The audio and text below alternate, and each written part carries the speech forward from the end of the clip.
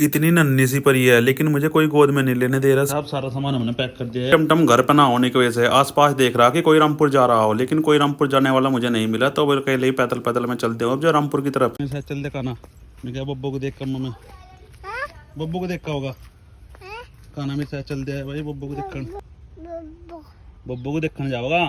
चलो बेटा चलो भाई, देखो भागा भागा जा रहा भाई ये भी। जा हाँ भाग जा करो। 4-5 दिन तक और वहाँ पर रहोगी क्योंकि सिजेरियन से ही ऑपरेशन से ही बच्ची हुई है, गुड़िया हुई है। बहुत खुशी की बात है भाई, एक फैमिली मेम्बर और जुड़ गया हमारे परिवार में। मुझे लग नहीं रहा कि टमटम के बगैर काम चलेगा, क्योंकि दुकान का सामान भी लेकर आना और भाई घर में भी वो तेरा काम रहा है, तो इसलिए टमटम को घर लेकर आना पड़ेगा मुझे अपने साथ ही। पैदल पैदल भाई दिल्ली रोड पर आ गया हूँ मैं। अब जब बस थोड़ी दूर हो जाएगा, वहाँ से ऑटो पर बैठ घंटा बस स्टैंड यहाँ थोड़ी दूर हो जाएगा, वहाँ से बैठ के ऑटो को सीधा कानपुर के लिए निकला जाओगा। रामपुर के बस स्टैंड में आ गया हूँ।